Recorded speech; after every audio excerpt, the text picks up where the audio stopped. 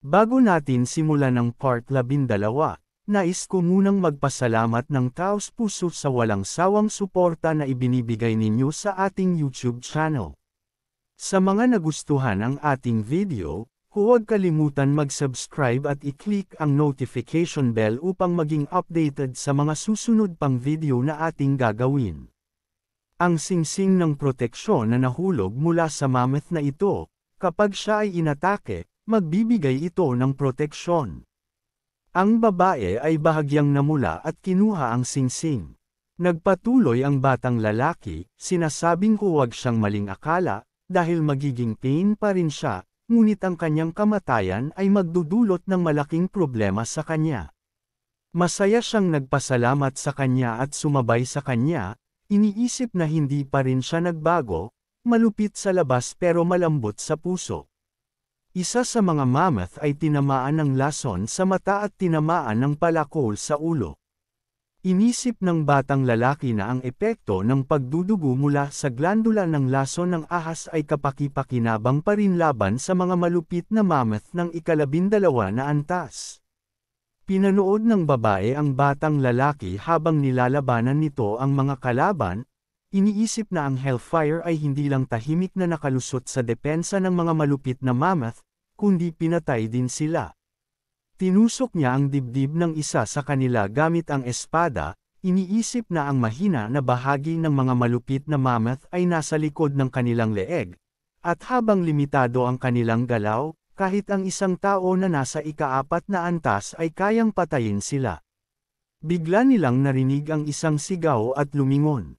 Isang grupo ng mga mammoth na may mga armas ang tumatakbo patungo sa kanila, sinasabing papatayin nila sila. Ang batang lalaki ay tumawid ang mga braso at nag-isip ng may ngiti na may mga bagong bagay na para sa pagsasaliksik na lumitaw. Lumapit sila ng mabilis, na may layuning patayin ang batang lalaki. Biglang sumabog ang mga sand shoots mula sa lupa at tumama patungo sa mga kalaban ng mabilisang bilis. Pinatay ng mga earth shoots ang mga mammoth. Bahagyang inibaba ng mga bayani ang kanilang mga ulo at iniisip na alam na niya na may mga mammoth na makakapansin sa pagkawala ng kanilang mga kasamahan at pupunta sa lugar na ito.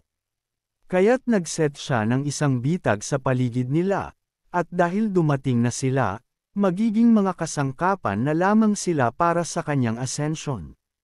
Pinatay ng batang lalaki ang bawat isa sa kanila at nakakuha ng 610 na puntos ng karanasan. Biglang isang mammoth na naman ang lumitaw sa harap niya, tumatakbo patungo sa kanya. Tumalon ang hayop at itinaas ang palakol sa ibabaw ng kanyang ulo. Kinuha ng batang lalaki ang hawakan ng bola. Nag-cruise ang kanilang mga armas.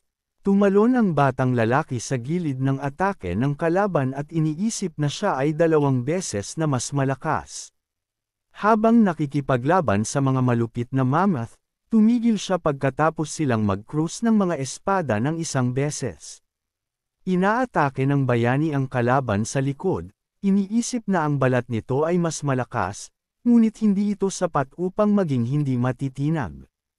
Tumingin ang elepante sa likod at tinawag ang lalaki na kaawa-awa. Isang malalim na sugat ang lumitaw sa kanyang katawan. Hinawakan ito ng kamay at sinabi na ang kanyang katawan ay nakatanggap ng pagpapala ng hari, kaya't ang lahat ng kanyang sugat ay gagaling agad, kaya hindi siya matatalo. Ngumiti si Fang at inisip na kung maaari niyang kunin ang kakayahan ng pagpapagaling. Inilagay niya ang kamay sa harapan at sinabi na kahanga-hanga iyon, ngunit mayroon siyang maraming tanong para sa mammoth.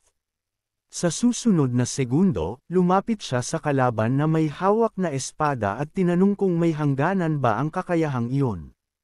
Nagsimula siyang umatake paulit-ulit. Iwasan ng batang lalaki ang mga atake ng elepante at napansin na bumababa ang bilis ng mga atake nito.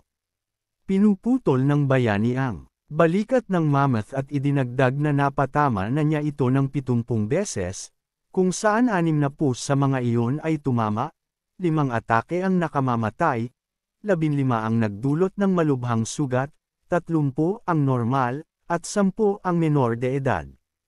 Kaya ang bilis ng pagpapagaling ng mga maliliit na sugat ay talagang mabilis, ngunit wala itong silbi.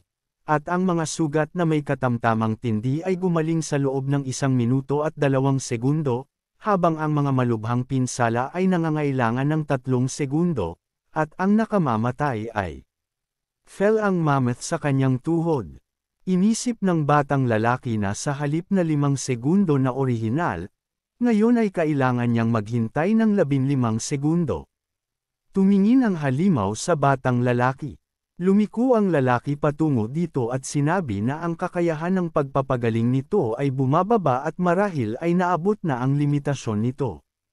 Pinaputok niya ang daliri at idinagdag na malamang ay nawala na ang pagpapala ng kanyang hari. Biglang kumislap ang dulo ng kanyang espada ng apoy ng impyerno. Inanunsyo ng sistema na nakatanggap siya ng dagdag na 100 unit sa atake. Ipinadala ng bayani ang agos ng apoy patungo sa mammoth. Tumakbo siya sa laban at nagpasya na oras na para tapusin ang kalaban. Sa susunod na segundo, pinutol niya ang ulo ng elepante.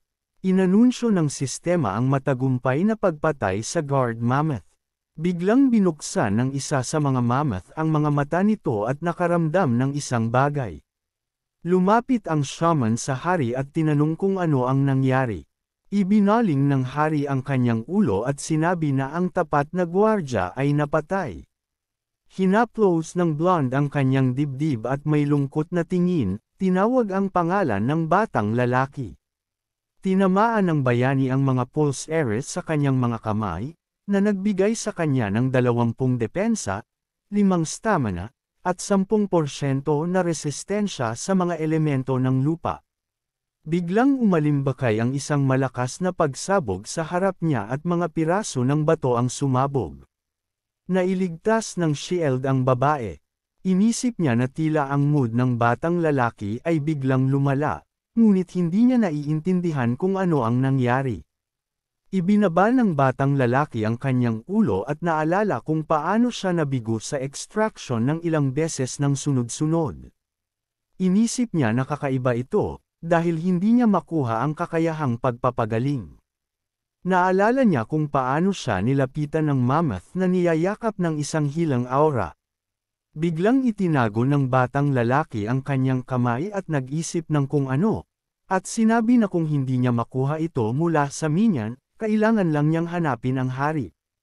Tumingin ang babae mula sa likod ng bato at tiningnan ang paligid. Napansin niya ang mga mammoth na nag-uusap. Tumingin ang babae sa kanyang kasamahan at sinabi na mayroong higit sa 30 elepante sa harap nila, at bagamat siya ay malakas, maaari pa rin siyang masaktan. Binago ng bayani ang talam ng espada gamit ang lason. Idinagdag ng babae na maaari niyang mabilis na iligtas ang kanyang kapatid at ang iba pa, at pagkatapos ay bumalik sa newcomers village sa pamamagitan ng portal, dahil hindi sila kayang sundan ng mga halimaw. Inaktibo ng bayani ang subspace ring at sinabi na ayaw niyang mag-disappoint sa kanya. Itinuro niya ang kanyang daliri patungo sa mga elepante at tinanong siya na tingnan ang mga iyon. Pagkatapos ay itinuro niya ang kanyang daliri sa poste kung saan nakatali ang kanilang mga kasamahan at tinanong siya na tingnan doon. Isinalarawan niya sa isip ang battlefield at sinabi na mukhang napakabuti ng sitwasyon para sa kanila dahil maaari nilang biglaang atakihin ang 2 elepante mula sa likuran at pagkatapos ay tahimik nilang mailigtas ang kanilang mga kasamahan, dahil magiging matagumpay at maginhawa ito. Ngunit hindi niya akalain na maaari itong isang patibong. Ang tribo ng mga elepante ay nagsaya. Napansin ng Cowan na 8 kasamahan nila ang nawawala kaya ipinadala nila ang grupo ng mga mammoth para hanapin sila. Kung hindi bumalik ang grupong iyon, tiyak na maghihinala ang kanilang hari. Tumingin ang batang lalaki ng tensyonado. Patuloy na nagsasaya ang mga mammoth. Iniwan nila si Lee at ang iba pa sa lugar na may kaunting seguridad, nagkukunwaring abala sa mga mahalagang bagay.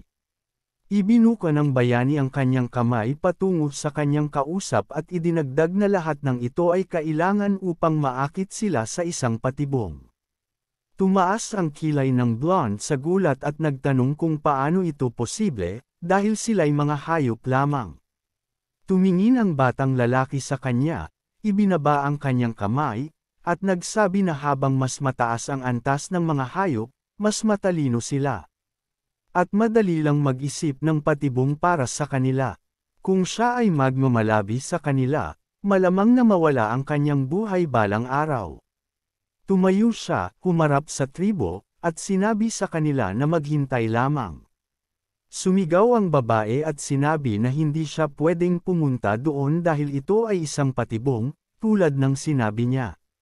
Bahagyang ngumiti ang bayani at sumagot na inihanda nila ang patibong na ito para lamang sa kanya, kaya't sayang naman kung hindi siya pupunta. Naglakad si Fang pasulong. Malungkot na tinanaw siya ng babae. Nilapitan niya ang mga mammoth mula sa likod, biglang napansin siya ng mga hayop.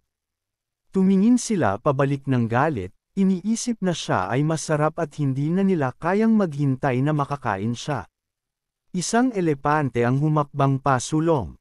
Ang mga mandirigma ay naghanay sa daanan sa pagitan ng batang lalaki at ng pinuno. Tumuloy ang bayani ng may kumpiyansa. Iniisip na mayroong 67 na fierce mammoths at 3 guard mammoths sa paligid niya. Ngunit biglang tumingin siya pabalik ng galit sa kanila. Ang mga hayop ay nataranta at ibinaba ang kanilang mga ulo. Naisip ng batang lalaki kung pinag-uusapan ba siya nila sa likod niya. Tiningnan siya ng pinuno ng may paghamak at sinabi na sa wakas ay dumating na ang batang lalaki. Iniunat ng batang lalaki ang kanyang kamay at inaktibo ang analyzing skill, na nagsasabing ang hari ay talagang malupit at kamangha-mangha. Pagkatapos ay naisip niya na ang kanyang lakas sa labanan ay 6 na bituin na mas mataas, at inaasahan niyang mas marami pa.